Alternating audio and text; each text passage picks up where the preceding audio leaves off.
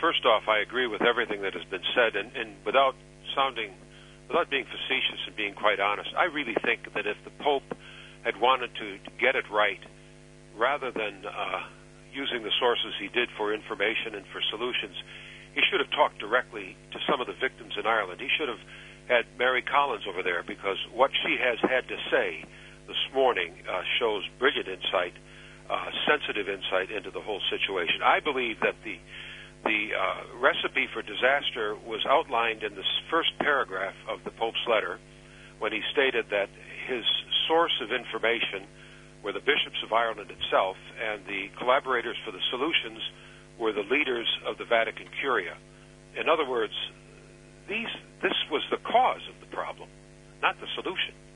And so I think he missed the point. I really don't believe that there could have been any other direction for this letter to have taken, given the context from which it came.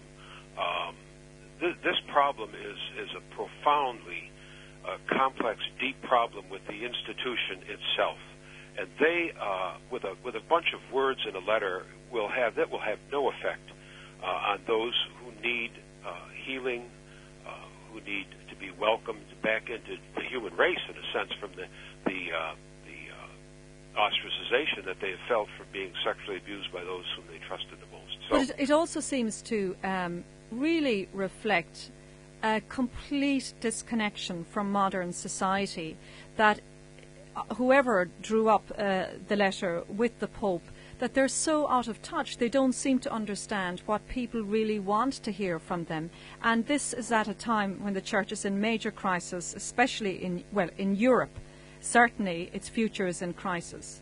Well, I completely agree. I think it's obvious that that the Pope is way out of touch. I mean, if you look at the letter, overall, globally, what I have seen is, first off, he tells us what we already know about some of the causes: the clericalism, the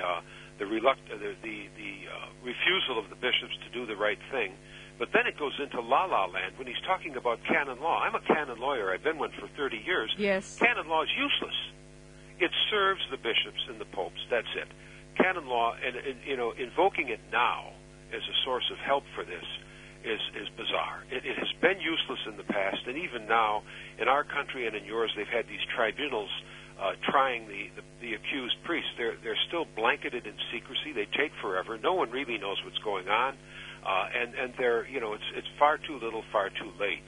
So I think the other thing I see in the letter is it gives me the impression, and I'm sure if it gives me the impression, it gives that to others, that what the goal is really to bring healing to the institution, to the hierarchy and the governing body, and not to those who have been seriously damaged by the institution. They're trying to restore their own credibility, their own trust, and their own power.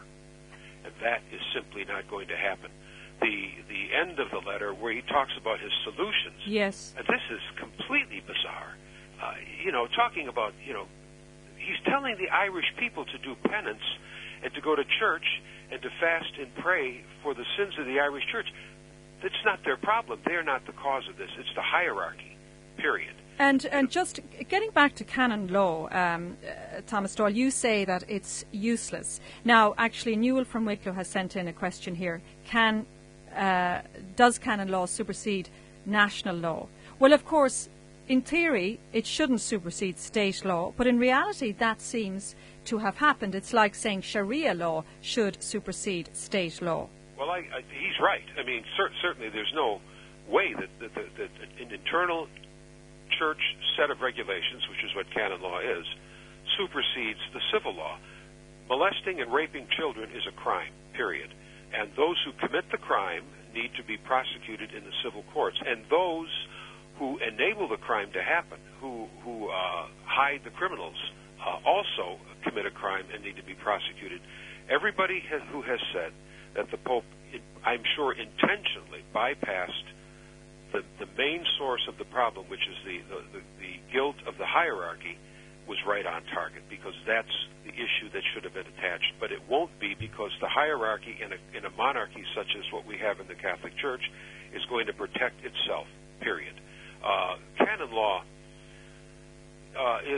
it certainly doesn't supersede civil law, but you're absolutely right that in many instances the ecclesiastical authorities have tried to supplant civil law, and they give the impression that they think priests and bishops are above civil law, and that we should take care of our own problems with our own legal system. That's the blind leading the blind. Yes, but I mean, in the past in Ireland, and we've clearly seen this with the Murphy Report and the Ryan Report, the state colluded in that secrecy as well, because we've often seen where the guards handed over maybe files they may have had and said, listen, this is a church matter. We had the Taoiseach during the week saying this was a church matter. Well, you've got, that's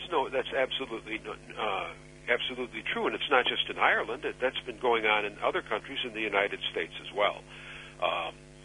The business about canon law superseding civil law has been firmly entrenched in the minds of many of the hierarchy. You've had statements from the Roman Curia over the past 5 or 6 years saying exactly that these are problems we have to take care of, that bishops shouldn't, turn their priests over to civil law when they've committed these crimes, and that we can take care of them internally. Well, no, we can't take care of them internally because we fumbled it so badly from the beginning of the incidence of this in the church, which goes back hundreds and hundreds of years.